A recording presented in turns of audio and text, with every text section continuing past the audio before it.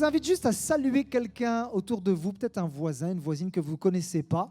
Vous pouvez le saluer, vous pouvez même lui donner votre nom, votre prénom. Salut, je m'appelle Gérard, moi c'est Christine. Voilà, prenez ce temps pour faire connaissance.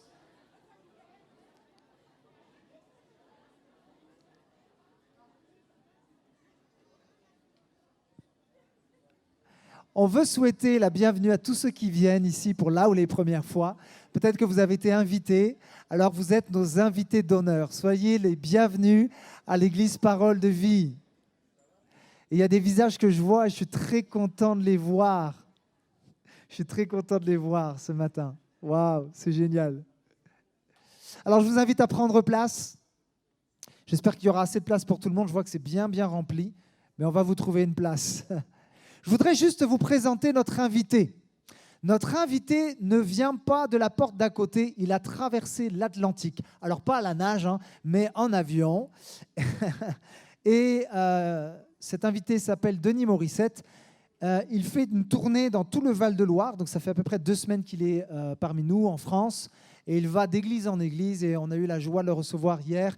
Et il a fait un séminaire toute la matinée sur le couple, le mariage et sur la famille. C'était très enrichissant. Moi, je me suis fait du bien, j'ai appris des choses. Et tous ceux qui étaient là ont reçu également. Vraiment, c'était super. Et aujourd'hui, on a la joie de le recevoir.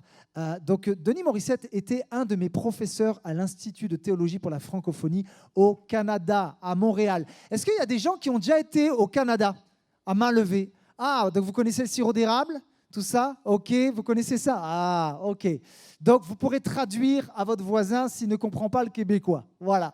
Je voudrais juste vous présenter brièvement le pasteur Denis Morissette. Ça fait 45 ans qu'il est dans le ministère, dans l'implication active en relation d'aide et en soins pastoral.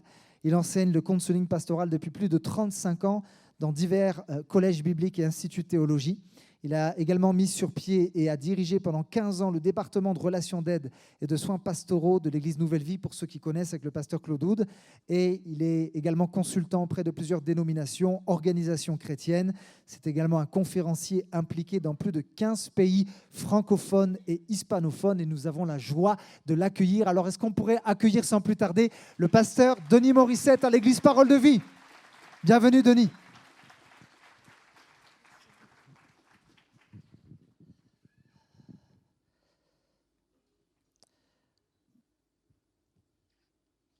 Bonjour à vous tous et à vous toutes. Vous savez, il y a seulement ici que j'ai un accent. Au Québec, ça se passe beaucoup mieux. Et pour moi, vous avez un accent aussi. J'aimerais dire que ça va dans les deux sens, tout ça. Et je dis souvent, on a un accent un petit peu particulier, puis c'est en partie votre faute. Pourquoi? Parce que vous avez perdu la guerre contre les Anglais et nous, on s'est retrouvés un petit peu coincés avec un dialecte qui date un peu de quelques centaines d'années et tout ça, et ça a moins évolué. Et je raconte souvent à la blague aussi qu'en fait, on est un petit peuple, les Québécois, à peu près 7 millions sur 9 millions que comprend la province de Québec. On est 7 millions de francophones, mais on est entouré de 350 millions d'anglophones. Ça, c'est le Canada anglais, c'est les États-Unis d'Amérique. OK? Donc, je sais que vous êtes hyper cultivés ici. Orléans, quand même, c'est une ville de culture. Donc, vous comprenez bien, nous sommes le village d'Astérix en Amérique. Donc, on résiste contre non pas l'hégémonie romaine, mais anglo-saxonne. Mais tout ça, ça laisse un peu de traces au niveau de nos expressions et de nos intonations. Voilà. Je veux vous souhaiter une joyeuse Pâques. Je veux féliciter toute l'équipe de l'Église Parole de Vie pour la beauté de votre Église, non seulement l'immeuble, mais aussi le bâtiment, mais aussi chacun de vous. Et je vois que vous êtes en nombre incroyable. Effectivement, il faut passer à 3 réunions. Il faut penser à passer à 3 réunions. Vous savez, il n'y a pas seulement les femmes qui accouchent. Il y a les hommes aussi, mais on n'accouche pas de la même chose. Et je voudrais vous présenter mon petit bébé. Il a un petit peu plus d'1 an maintenant. Ça s'appelle Libre, enfin libre. C'est un livre sur la transformation, la restauration, le rétablissement de nos vies. La vie n'est pas facile. Et parfois, on se réveille dans la vie adulte, puis on a tout plein d'effets, un petit peu de séquelles du passé, des choses qu'on a vécues, qu'on a subies parfois. Donc, si ça vous intéresse, il va y avoir une table à la fin, juste dans le hall d'entrée. Et je me tiendrai à la table pour, si vous désirez vous le procurer. Je n'ai pas énormément d'exemplaires encore, mais premier arrivé, premier servi. Merci. Le titre de mon message ce matin est « 3 jours qui ont changé le monde ». Et je voudrais que vous saisissiez un tout petit peu l'espace d'un instant, laissez aller votre imagination pour vous immerger un peu dans les évangiles. Vous savez, lorsqu'on parle de Jésus, et c'est particulier à nos milieux, à nous, on parle d'un Jésus qui est victorieux, d'un Jésus qui est glorieux, d'un Jésus qui est à la fois un sauveur, mais celui qui guérit, celui qui restaure, celui qui rétablit. Quand on pense à sa mission de Jésus, il annonce une bonne nouvelle et tout cela. Donc, c'est un côté très, très positif de la personne de Jésus. Et on peut signifier aussi que Jésus est venu sur terre véritablement pour faire ce travail-là. Mais il n'y a pas seulement ça. Il y a quelque chose qui se joue au-delà de ce que Jésus a pu faire lorsqu'il a marché durant 3 ans et demi auprès des gens. C'est la dimension de la croix. Et la dimension de la croix, nous, on la connaît parce qu'on regarde tout ça avec une rétrospective. On connaît les textes, on connaît l'histoire et tout ça. Et je dirais, à la limite, ça peut être agréable de parler de Jésus qui fait du bien. Et c'est bien de le faire ici aussi, évidemment. Mais Jésus n'est pas seulement venu pour cela. Il est surtout et avant tout venu pour la croix.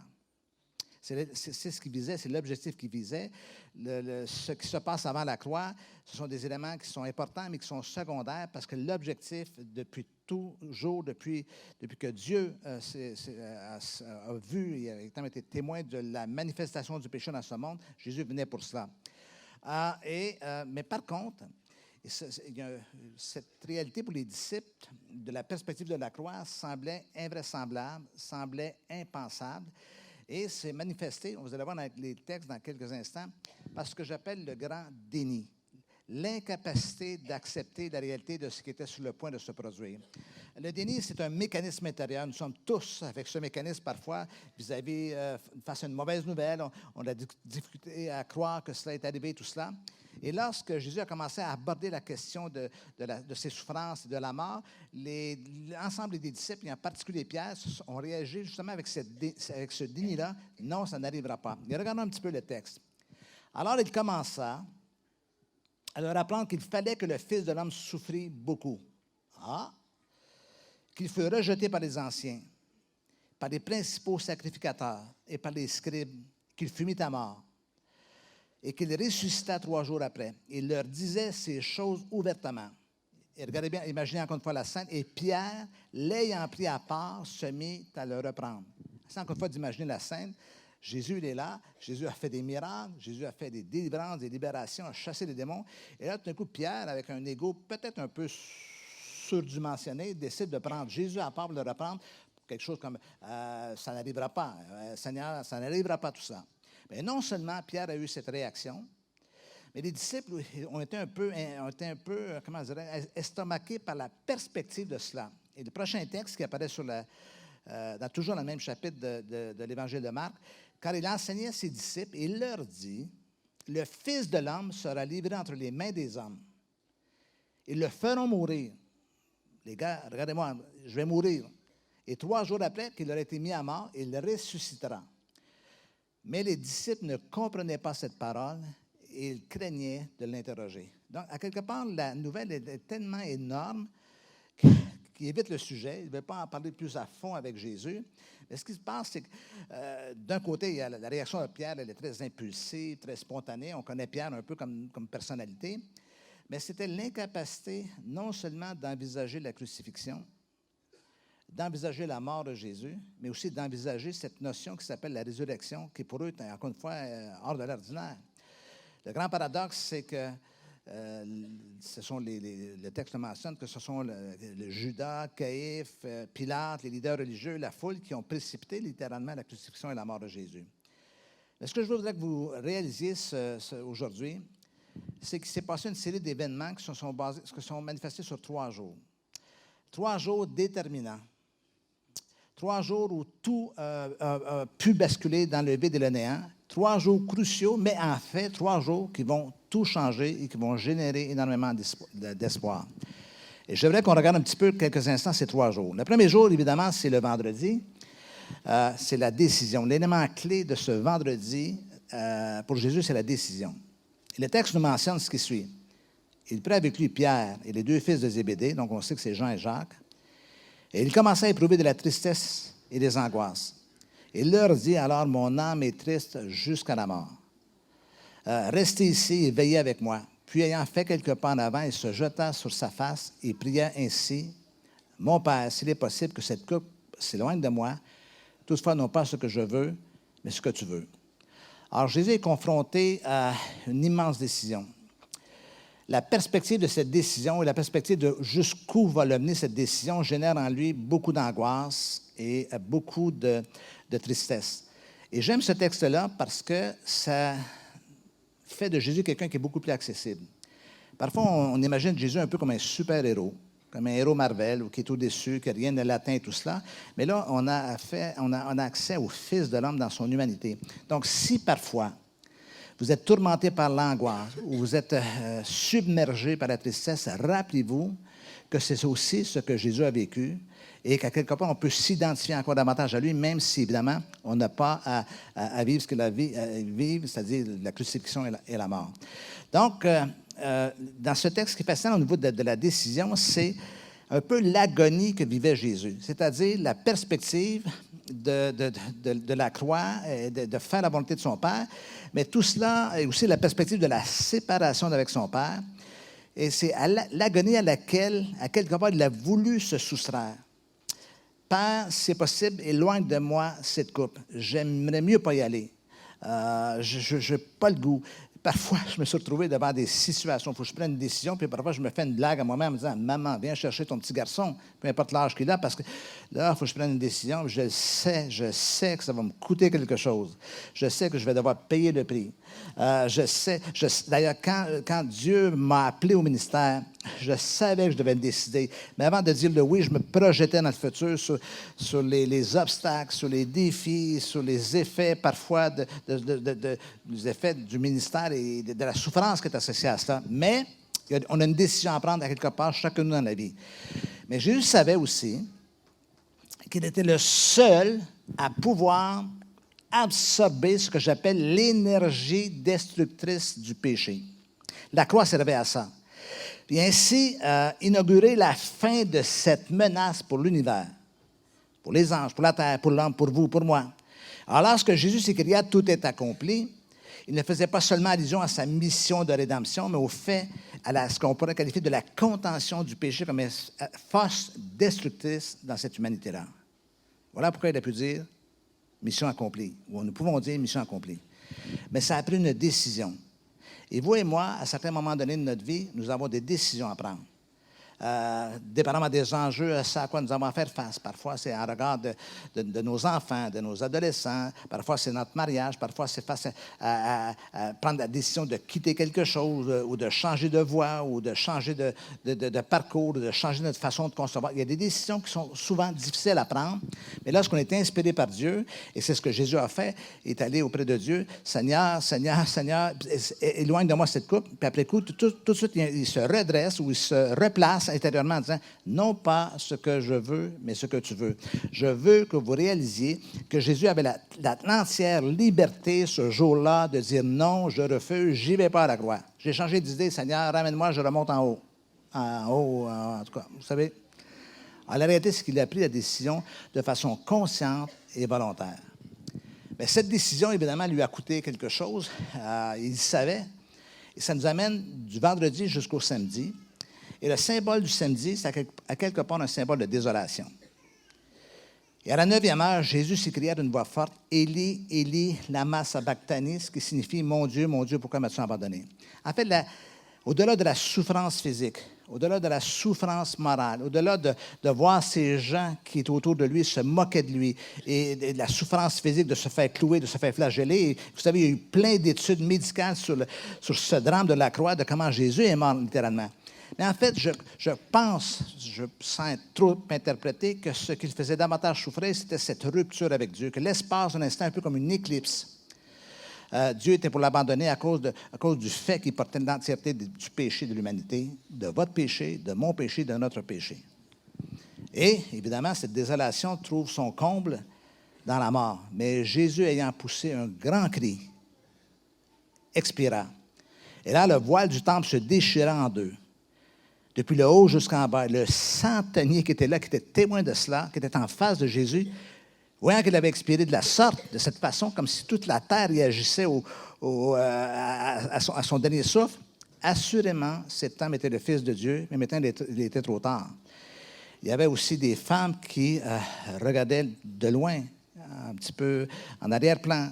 Il y avait Marie de Magdala, cette femme de qui Jésus avait chassé les démons. Il y avait Marie, la mère de Jésus. Et vous pouvez imaginer la détresse de la mère de Jésus à la croix. Elle est tellement en détresse que Jésus, lorsqu'il a vu sa détresse, il l'a confiée à Jean. Il a confié Jean à sa mère. Il ne restait pas tout seul dans tout cela. Il y avait Jacques, il y avait Salomé qui le suivait et le célébrait lorsqu'il était en Galilée. Et plusieurs autres qui étaient montés avec lui à Jérusalem. Mais là, c'est la désolation. Eux ne savent pas encore que la résurrection va prendre place. Donc, c'est le désespoir, c'est la désolation, c'est le vide. Il y a des moments dans la vie où nous vivons ce genre de samedi, où il y a un éclipse dans notre vie, où il y a un vide dans notre vie. Je mentionnais à la première réunion que j'ai eu le plus grand drame de ma vie, s'est manifesté il y a 14 ans maintenant. Vous savez, je suis habitué à la perte. J'ai perdu mon papa, j'avais à peine 8 ans.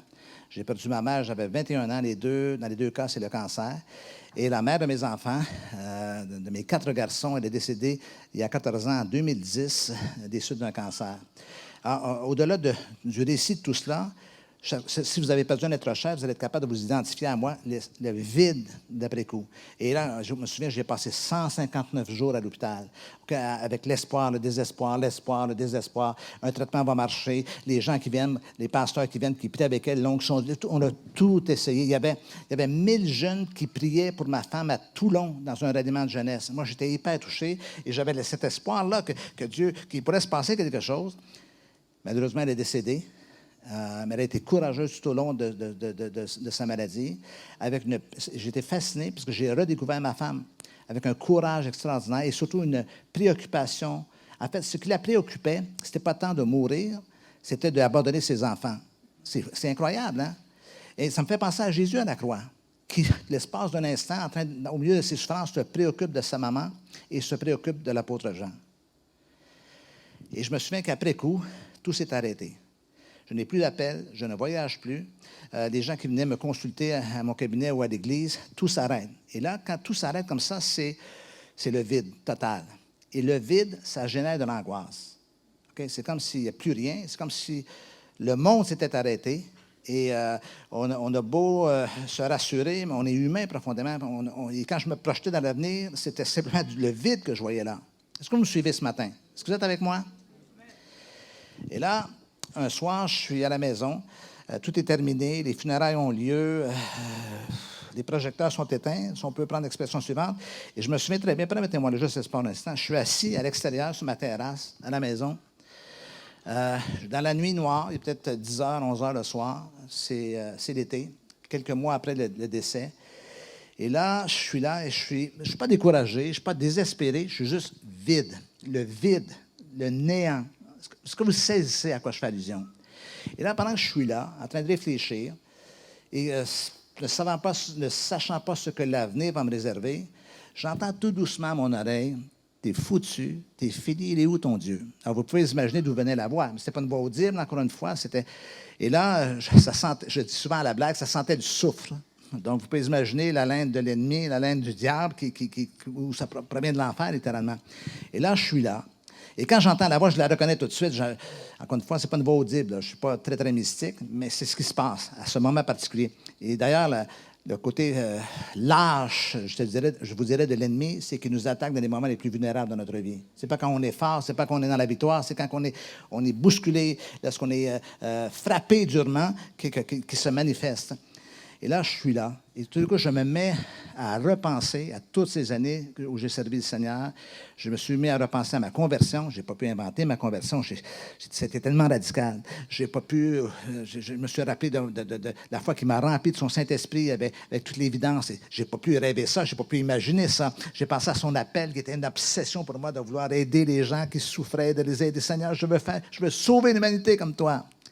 Pas dans le sens spirituel, évidemment, dans le sens de leurs besoins et de leurs souffrances. Je me suis mis à penser à cela. Et là, tout d'un coup, ça s'est calmé. Et là, j'ai fait une confession à voix audible devant le Seigneur. J'ai dit, Seigneur, écoute-moi, Seigneur. Écoute-moi, Seigneur. J'ai commencé avec toi puis je vais finir avec toi, je ne te lâcherai pas. Et au moment où j'ai dit cela, il n'y a pas eu une lumière qui est venue du ciel, il n'y a pas eu un ange qui est apparu à côté de moi sur ma terrasse, mais j'ai eu quelque chose de peut-être plus marquant qui m'a marqué à jamais. C'est la paix de Dieu qui surpasse toute intelligence.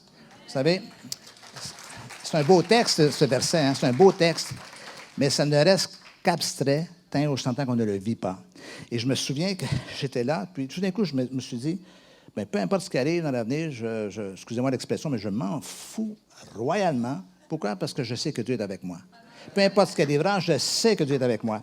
Mais ce qui est fascinant, c'est que ça se joue dans ce que j'appelle un samedi de notre vie, donc la représentation de cette période où c'est la désolation. Mais j'étais loin de m'imaginer qu'il y avait un dimanche qui suivrait cela, c'est-à-dire une période Et dans les mois qu'on suivait, peut-être dans les 3-4 mois qu'on suivit, tout est revenu. Les appels, les gens, les sollicitations. J'ai voyagé dans plus de pays après cet événement-là que j'ai pu le faire avant cette vie-là. Et dans les pays latinos, je ne parle pas espagnol. Du moins, là, c'est un peu mieux, mais à l'époque, je ne parlais pas espagnol. Je me retrouve à Mexico City, la capitale, à prêcher dans des églises, avec un interprète, bien sûr. Je n'aurais jamais imaginé ce soir-là qu'une année plus tard, je me retrouverais dans ce pays-là. Est-ce que vous me suivez dans cette pensée? Donc, la désolation, ce n'est pas la fin des choses. Peu importe ce que vous vivez aujourd'hui, un moment de désespoir, vous avez vécu une rupture, un divorce, vous avez perdu un être cher, vous avez un enfant qui s'est éloigné, ce n'est pas la fin de l'histoire. Samedi n'est pas la fin de l'histoire. Okay? C'est suivi d'une troisième journée qu'on appelle le dimanche. Et ce dimanche de Pâques, ce qui symbolise Pâques, évidemment, c'est l'exaltation. Mais juste avant qu'on aille là, dans cet élément de désolation, et bien sûr, c'est toute la perspective de la croix. Mais je voudrais que vous réalisiez que cette croix-là, la perspective de Jésus qui doit se rendre jusqu'à la croix, avait une fonction, c'est de nous accorder des bénéfices. Il y a quelque chose qui s'est passé à la croix. Au-delà de la mort de Jésus, il y a quelque chose qui s'est manifesté, dis-je. Ce que j'appelle les 3 bénéfices de la croix. Et si vous voulez, on va prendre juste quelques instants. Vous allez voir ça sur les diapos. La croix, ou ce qui se passe à la croix, c'est aussi la manifestation de la passion de Dieu pour vous et pour moi. C'est la manifestation de son amour pour nous. Si vous vous posez la question si Dieu vous aime, regardez à la croix, c'est la démonstration. Il n'y a pas de plus grand amour dans la vie que de donner sa vie pour ceux qu'on aime. Et Jésus n'était pas un politicien qui fait des promesses en l'air. Ce qu'il a dit, il l'a fait, il l'a expérimenté pleinement. Il est mort pour vous et pour moi. Donc, si vous vous posez la question, regardez à la croix. Si vous posez la question si Dieu vous a oublié, regardez à la croix. Si vous posez la question si vous avez de la valeur aux yeux de Dieu, regardez à la croix. C'est là que tout s'est joué. Est-ce que vous me suivez? Et Dieu nous aime. Dieu nous aime passionnément. Dieu nous aime profondément. C'est difficile de saisir cet amour de Dieu parce que nous sommes des humains. Et le registre de notre affection, de notre capacité d'aimer les autres, tout ça, c'est imparfait. Mais l'amour de Dieu, agapé, c'est l'amour parfait. C'est l'amour idéal. C'est l'amour qui peut combler nos vies. Et un second bénéfice à la croix, c'est la paix de Dieu. C'est son acceptation de qui nous sommes, malgré ce que nous sommes. La Bible nous dit dans Colossiens, il a voulu par lui, par Jésus, réconcilier tout avec lui-même, tant ce qui est sur la terre que ce qui est dans les cieux, en faisant la paix par lui, par le sang de la croix. Le mot paix qu'on retrouve dans les Saintes Écritures, on le retrouve dans plein de versets, heureux ceux qui procurent la paix, et tous ces versets-là. Le mot paix qu'il y a là, c'est le terme grec iréné. Et littéralement, ça veut dire harmonie entre deux parties. Nous, quand on pense à la paix, on pense au petit côté zen. Je suis en paix, OK? Mais ce sentiment de paix ou d'être paisible à l'intérieur ou d'être serein à l'intérieur provient du fait qu'on a rétabli quelque chose. En fait, la paix, c'est toujours en relation avec quelque chose d'autre. Ou je suis en paix avec Dieu, ou je suis en paix avec les autres, ou je suis en paix avec moi-même. Alors, lorsque j'ai donné ma vie à Dieu, lorsque nous avons donné notre vie à Dieu, cette relation s'est rétablie. Je suis en paix avec Dieu maintenant. Je suis en paix avec Dieu. Je sais que je ne serai pas condamné. Je sais que je ne serai pas rejeté. Je suis en paix avec Dieu et Dieu est en paix avec moi. Mais c'est la même chose qu'on subit aussi, qu'on vit plutôt, qu'on expérimente quand on est en paix avec quelqu'un. Vous avez eu un conflit avec quelqu'un, un membre de votre famille, une dispute dans votre mariage. Je sais que ça n'arrive jamais ici en France, mais ça arrive à l'occasion au Canada. Et là, tout d'un coup, vous vous réconciliez et là, vous êtes en paix. Enfin, je suis en paix avec ma femme, avec mon mari. Vous avez un conflit avec un de vos enfants, vous le rétablissez, vous rétablissez l'harmonie. Je suis en paix maintenant. Et parfois, vous savez que notre pire ennemi, c'est souvent nous-mêmes. Quelqu'un a dit un jour, j'ai cherché l'ennemi, mais je l'ai trouvé. C'était moi, OK? Ou le gars se regarde dans la glace, il dit, aujourd'hui, tu es avec moi, tu es contre moi. La réalité, c'est qu'il faut être tout ça en paix avec soi-même, et c'est là qu'on éprouve cette sensation de bien-être. Mais ici, il y a plus que cela, évidemment. C'est avant toute chose la paix avec Dieu. Mais c'est pas peu. C'est pas tout la paix avec Dieu. C'est pas simplement que je suis en paix avec Dieu, mais c'est que cette paix que j'ai avec Dieu se répand dans l'entièreté de ma vie et de mes actions. Regardez bien ce que disait cet auteur qui s'appelle Thomas Merton. Nous ne sommes pas en paix avec les autres parce que nous ne sommes pas en paix avec nous-mêmes. Nous ne sommes pas en paix avec nous-mêmes parce que nous ne sommes pas en paix avec Dieu. Alors, si on le refait dans le sens plus positif, lorsque je suis en paix avec Dieu, je viens en paix avec moi-même, puis je suis en paix avec les gens et je deviens un artisan de paix, un peacemaker, comme disent les Anglais, un artisan de paix. Et tout ça, c'est le bénéfice qui a déjà été acquis à la croix en Jésus. Est-ce que je peux entendre un... Il y a juste un amen qui vient de ce côté-là. Est-ce qu'on est seuls, vous et moi? Ou Troisième bénéfice à la croix, c'est le pardon de Dieu. C'est le pardon de Dieu. L'apôtre Jean disait, « Je vous écris, petits enfants, parce que vos péchés sont pardonnés. » Le pardon de Dieu a été acquis à la croix. Et c'est aussi la manifestation ou l'exemple de Jésus en regard des ennemis de la croix. Jésus a dit, « Père, pardonne-leur, qu'elles ne savent ce qu'ils font. » Vous savez, ce n'est pas évident de pardonner à quelqu'un. Le paradoxe des relations entre les humains, c'est qu'à la fois, on en a besoin pour notre santé émotionnelle et spirituelle et notre croissance, mais c'est aussi dans le domaine des relations que se manifestent le plus souvent les blessures. Mais il y a des gens qui blessent les gens sans savoir qu'ils sont en train de blesser des gens. Or, nous, on voudrait, pour conditionner un peu le pardon en disant, s'il reconnaît sa faute, s'il vient me voir et s'il s'excuse, mais là, je vais lui pardonner. Mais en fait, ici, on n'est pas là. Ici, on est dans ce que j'appelle l'innocence suprême. Père, pardonne-leur parce qu'ils ne savent pas ce qu'ils font. Un peu comme des enfants inconscients qui ont fait des choses, qui ont blessé. OK? C'est ça la réalité. Père, pardonne-leur qu'ils ne savent ce qu'ils font. Mais en faisant cela, Jésus nous donne un modèle. Malgré le fait que, encore une fois, on est à la croix. Le peuple se tenait devant Jésus. Si vous lisez les textes plus loin, toujours dans Luc chapitre 23, vous allez voir que tout le monde se moque de lui à l'époque. Encore une fois, regardez bien. Jésus est à la croix. C'est le Seigneur des Seigneurs, le Roi des Rois, le Fils de Dieu. Et il a le pouvoir de tout arrêter cela, mais il ne le fait pas. Il a le pouvoir de se venger face à tous les gens qui se moquent de lui, mais il ne le fait pas. Puis en faisant cela, encore une fois, je me répète, il nous donne un exemple, une façon de réagir face aux blessures de la vie, face à ces gens qui parfois vont nous dire des paroles qui vont nous pénétrer, nous blesser profondément. Malheureusement, il y a peu de gens qui saisissent cette réalité-là et qui restent avec cet esprit de vengeance, de revanche, cette amertume, ce ressentiment. Est-ce que vous avez déjà réfléchi au mot ressentiment? C'est un sentiment négatif qui se répète en boucle. Vous voyez? Constamment. Je ressens les choses, je repense à ce qui est survenu, je repense à ce qu'elle m'a dit ou ce qu'il m'a dit, et ça revient constamment.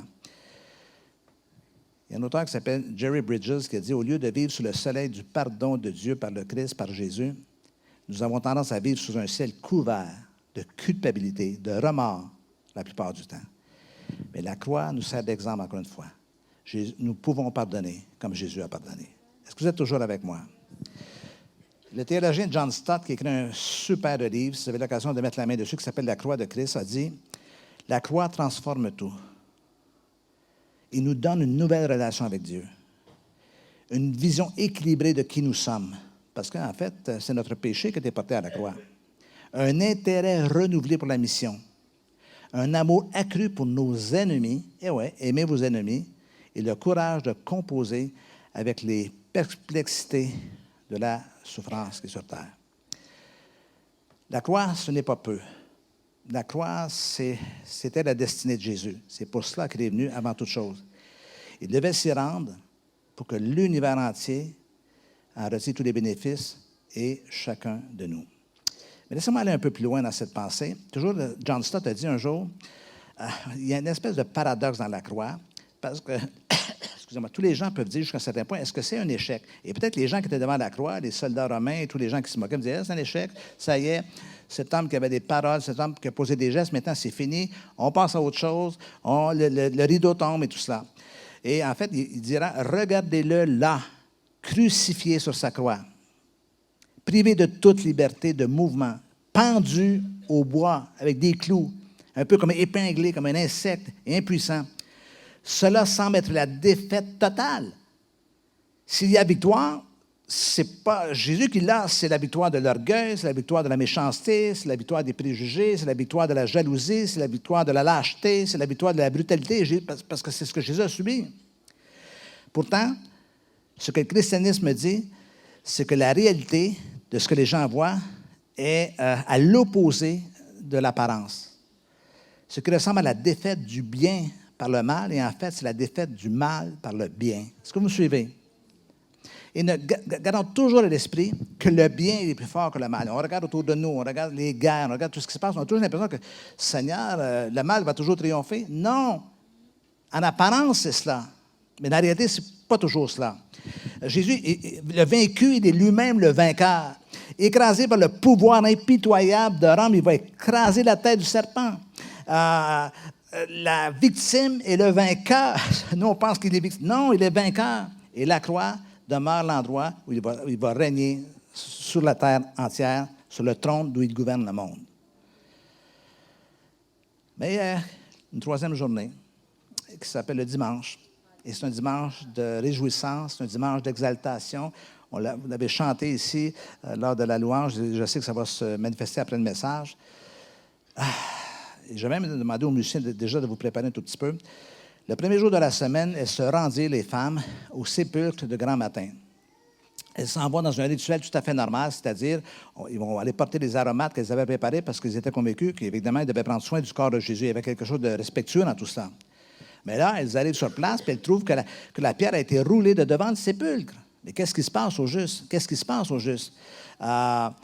Et comme elles ne savaient que penser de tout cela, voici deux hommes leur apparurent en habits resplendissants. Wow, deux anges. Saisis de frayeur, devant cette difficulté à comprendre tout ce qui se passe, elles baissèrent le visage contre terre plutôt, mais ils leur dirent, pourquoi cherchez-vous par les morts celui qui est vivant? Nous, on est habitués d'entendre ce genre d'enseignement, on connaît le Nouveau Testament, on connaît la résurrection de Jésus et tout cela, mais imaginez-vous, à l'époque, eux, sont dans une espèce de nouvelle dimension. Mais qu'est-ce qui se passe? Quelqu'un je rêve ou quoi, là? Le corps n'est plus là. Non, souvenez-vous de quelle manière il vous a parlé. Et là, je veux juste prendre un moment pour faire un lien avec ce que j'ai appelé au tout début du message, le grand déni. Ben non, Seigneur, ça n'arrivera pas. Wow, mais de quoi il parle? Pourquoi, Seigneur, tu dis cela? Mais là, tout d'un coup, les femmes se rappellent. En fait, ces anges-là leur rappellent ce que Jésus avait déjà dit. Il n'y avait pas quelque chose d'inusité. Et le problème, c'est qu'ils avaient entendu ce que Jésus disait, mais ils n'avaient pas écouté ce que Jésus disait. Comme quelque chose qui n'est pas resté. Et là, tout d'un coup, tout cela prend sens. Rappelez-vous, il faut que le Fils de l'homme soit livré entre les mains des pécheurs, qu'il soit crucifié et qu'il ressuscite le troisième jour. Et elles se ressouvinrent des paroles de Jésus. Fascinant, n'est-ce pas?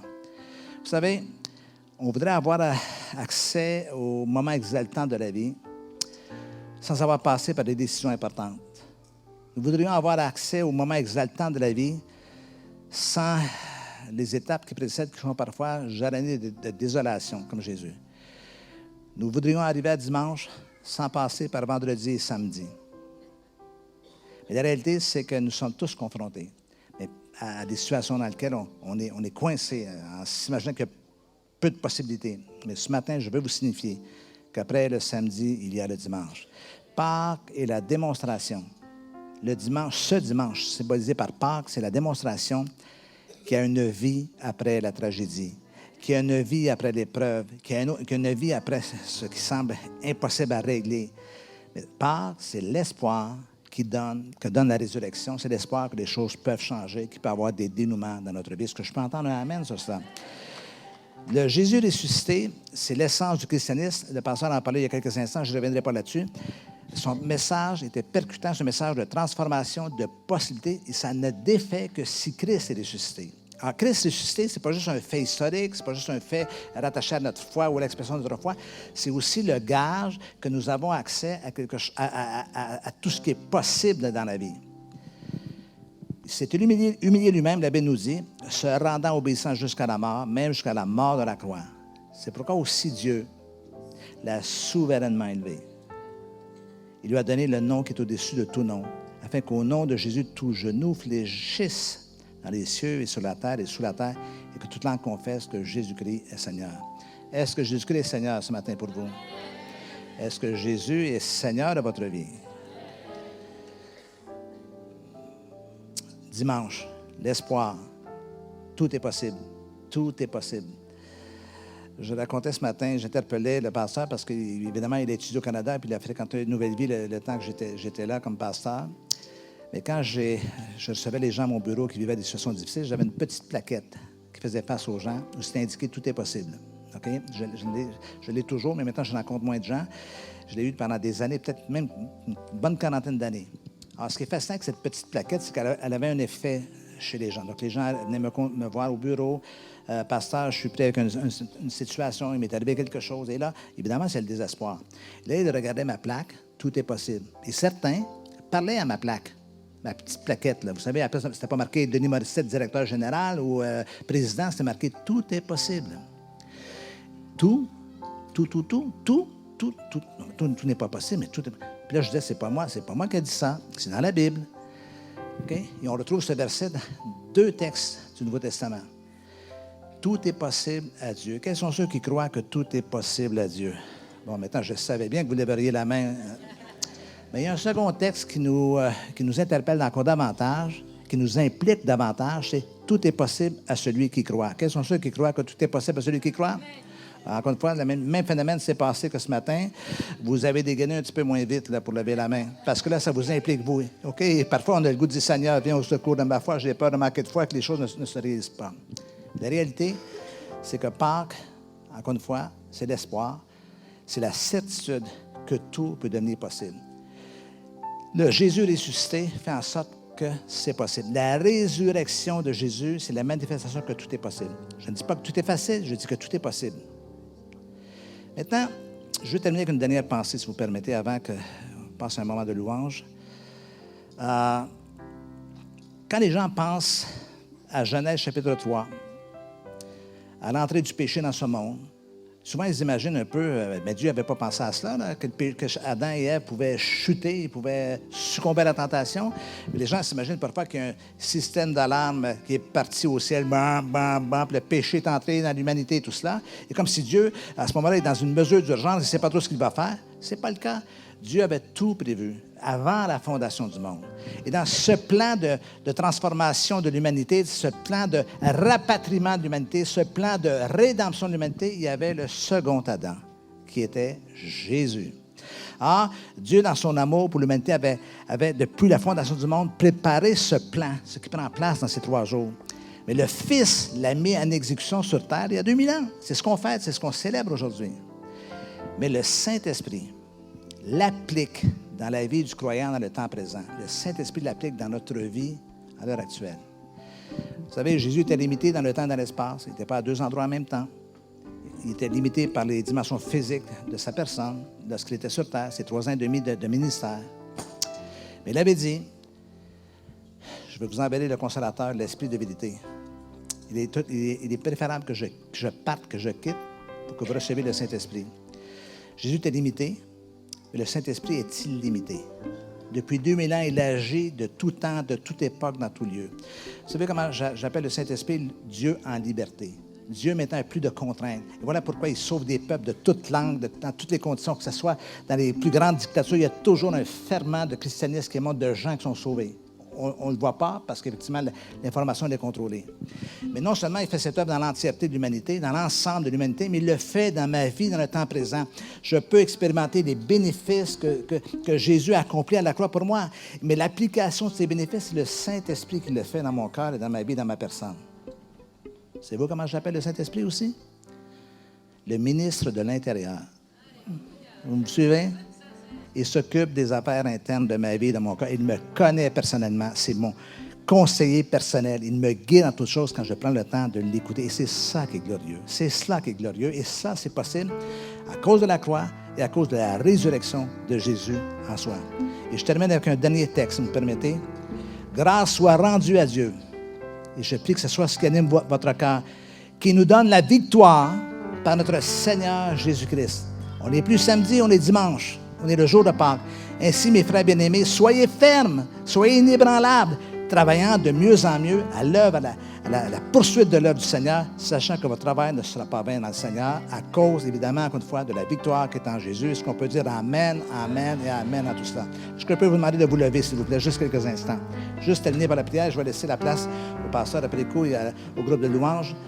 Seigneur Dieu Tout-Puissant, je prie ce matin que par la présence de ton Esprit en ce lieu, tu puisses parler au cœur de toute personne qui est ici. Ceux qui te connaissent déjà et ceux qui sont peut-être ici pour la première fois ce matin. Seigneur, révèle-toi à eux, que la croix devienne quelque chose de réel pour eux. Comprenant que, Seigneur, c'est quand je regarde à la croix que je comprends que tu m'aimes. C'est quand je regarde à la croix que je comprends que tu veux faire la paix avec moi, tu veux qu'on soit en relation parfaite ensemble. Et c'est quand je regarde à la croix que je sais que j'ai le pardon pour mes péchés, j'ai le pardon pour ma vie entière et tout le mal que j'ai fait, mais j'ai aussi un modèle où moi je dois apprendre à pardonner. Seigneur, je prie que tu fasses cette œuvre dans chaque personne ce matin et qu'aucun ne sorte de ce lieu en se disant, en passant à côté de cette révélation, de cette compréhension de tout ce qui est acquis à la croix. Seigneur, fais cette œuvre, je les remets entre tes mains afin que tu agisses puissamment, tout doucement, dans ton grand amour pour chacun d'eux. Et c'est en ton nom précieux, Jésus, que j'ai prié tous ensemble. Nous disons Amen, Amen et Amen. Amen.